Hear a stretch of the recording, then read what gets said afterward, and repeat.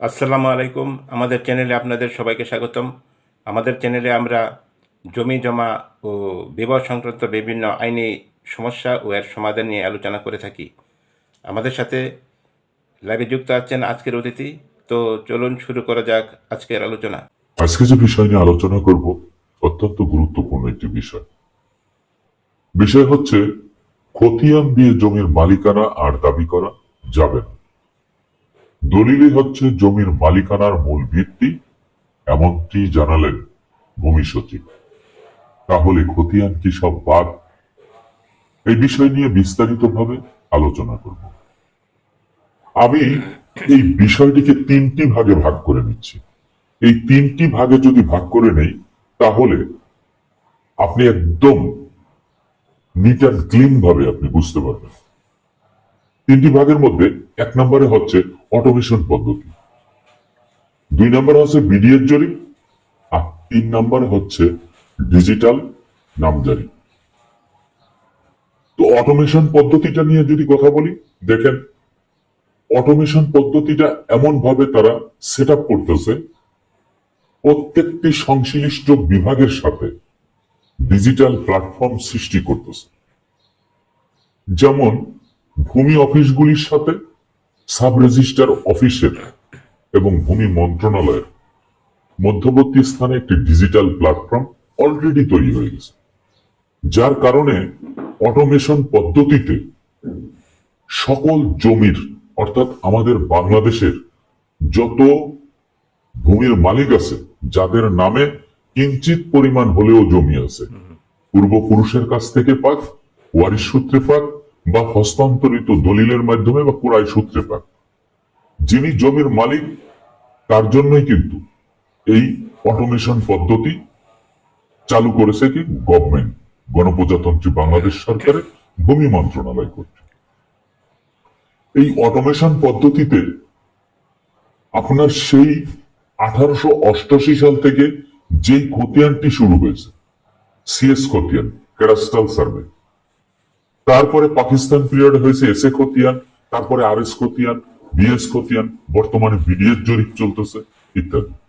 এই সকল যে জরিপ হয়েছে, এই জরিপের 137 বছর সম্ভবত এই যত খতিয়ান হয়েছে সরকারের অধীনে, এই সকল খতিয়ানের কপি, সকল কপি ধাপে ধাপে অনলাইনে সরাসরি আপলোড দেওয়া হচ্ছে।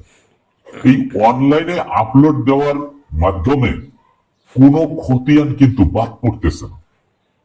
যদিও দু একটি খতিয়ান বা কারো কারো খতিয়ান যদি বাদ পড়ে যায়, অনলাইন না করা হয়, অনলাইনে তল্লাশি দিলে না পাওয়া যায়, তাহলে সেই জমির মালিক তিনি অন গ্রাউন্ডে গিয়ে, অর্থাৎ ভূমি অফিসে গিয়ে তল্লাশি দিয়ে তিনি সেই পুরাতন ফাইল থেকে যদি সেই কপি বের করে আনতে পারেন, অথবা তার নিজের কাছে যদি সংরক্ষিত থাকে, তাহলে সেই কপিটি নিয়ে সংশ্লিষ্ট বিভাগে গিয়ে যৎসামান্য ফি দিয়ে তিনি অনলাইনে আপলোড করতে পারবেন।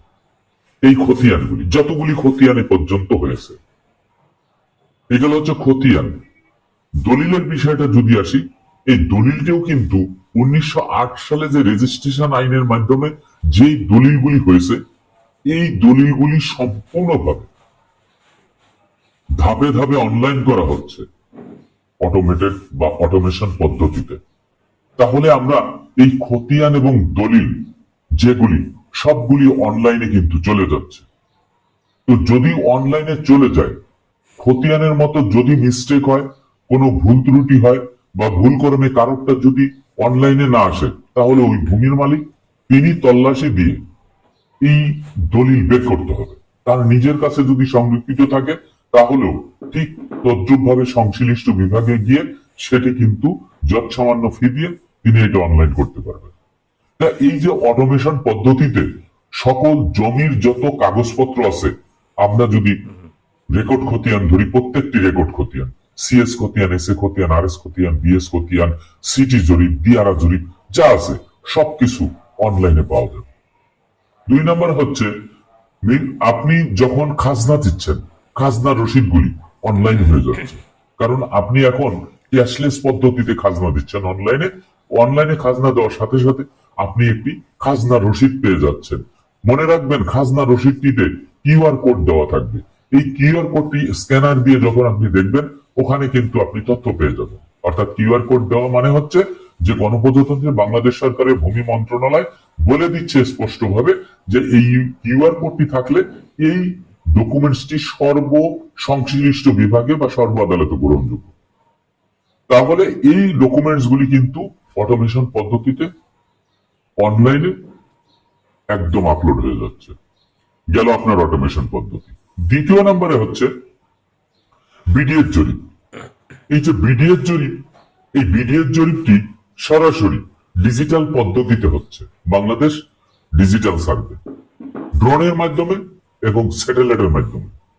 তো এই ডিজিটাল পদ্ধতিতে যে জরিপটা হচ্ছে, এই জরিপটা যাদের নামে হচ্ছে তাদের সম্পূর্ণভাবে সকল কাগজপত্র সঠিক থাকতে হবে।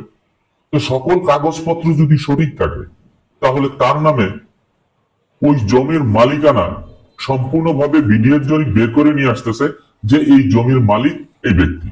তাহলে বিডিএস জরিপটি একদম 100% ক্লিয়ারেন্স দিচ্ছে ওই জমির মালিক তিনি। যদি ভুল হয় তাহলে ওই ভুল জরিপের বিরুদ্ধে সাথে সাথে আপত্তি জানানোর কথাও কিন্তু বলা আছে, আমার ভিডিওতেও কিন্তু আমি বলেছি।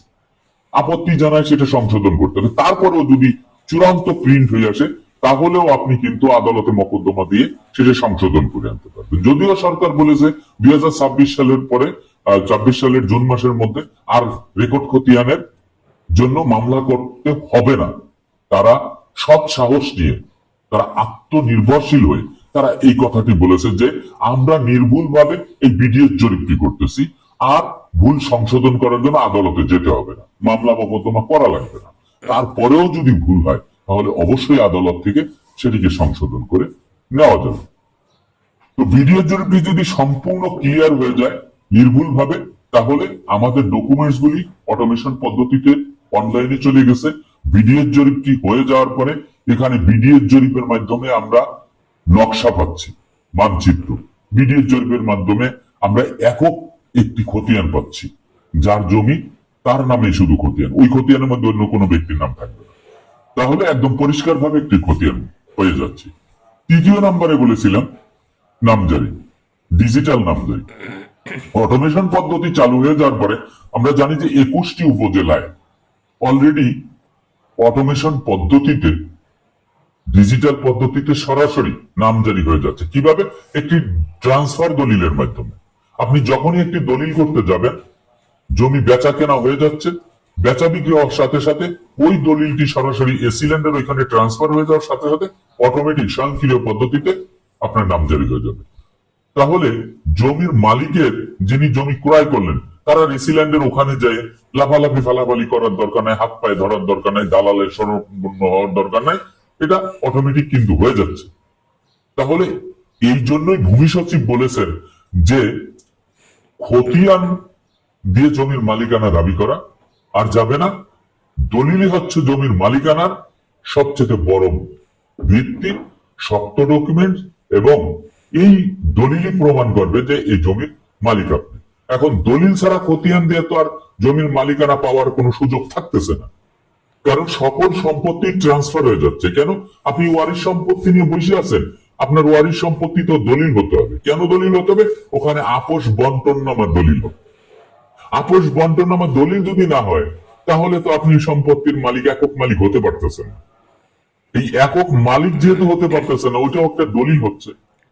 তো এই যে দলিলি সিস্টেমে যে নিয়ে আসতেছে, এই দলিলি সিস্টেমে আসার পরে আপনি কিন্তু আর খতিয়ান দিয়ে জমির মালিকানা পাবেন, অনলাইনে সবকিছু পাওয়া যাবে। আপনি একটা ভুয়া দলিল, জাল দলিল এনে বলে দিলেন যে এই জমির মালিক আমি, হবে না। কেন হবে না? অনলাইনে জাল দলিলের কোনো খানা নাই। ছলচাতুরি, প্রতারক, তঞ্চকতা, এ সমস্ত ব্যক্তির কোনো খানা নাই। নিজ ইচ্ছা করে একটি দলিল করে একজনকে বললাম এই জমির মালিক আমি, সেই দিন শেষ। এই জন্যই বলা হয়েছে যে একদম সাব রেজিস্ট্রার অফিস কর্তৃক হেবা দলিল, দান দলিল, হেবা বিল এওয়াজ, এওয়াজ বদল, সাব কবলা, যেই দলিলই হোক না কেন আপনাকে সাব রেজিস্ট্রার অফিস থেকে করতে হবে। সাব রেজিস্ট্রার অফিসকে বাম পাশে ফেলে রেখে ডান পাশ দিয়ে আপনি চলে যাবেন, আপনি জমির মালিক হতে পারবেন। খতিয়ান রেখে দিয়েছেন, আপোষ বন্টন নামা দলিল করেন নাই, আপনি সম্পত্তি ভোগ করতে পারবেন, বাট মালিক হতে পারবেন না। অবশ্যই আপোষ বন্টন নামা দলিল করতে হবে। তো এই জন্যই তারা জোরসোর করে আত্মবিশ্বাস নিয়ে তারা বলেছে যে খতিয়ান দিয়ে জমির মালিকানা আর পাওয়া যাবে না, দলিলই হচ্ছে জমির মালিকানার মূল ভিত্তি। তবে বিশেষ বিশেষ ক্ষেত্রে আমি বলবো খতিয়ান ও জমির মালিকানা বয়ে নিয়ে আসবে। কিভাবে?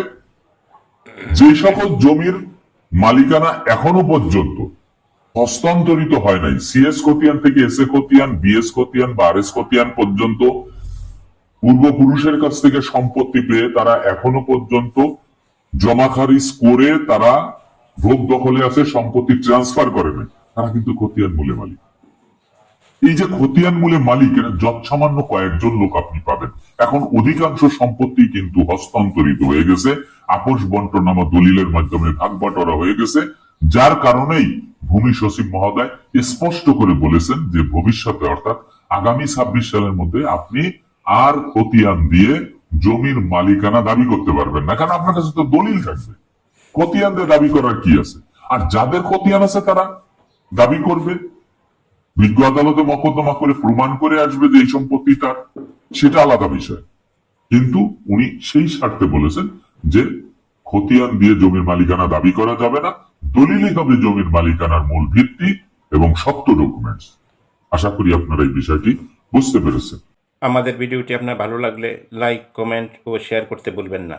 আর এই ধরনের ভিডিও পেতে আমাদের চ্যানেলটি সাবস্ক্রাইব করে আমাদের সাথে থাকুন।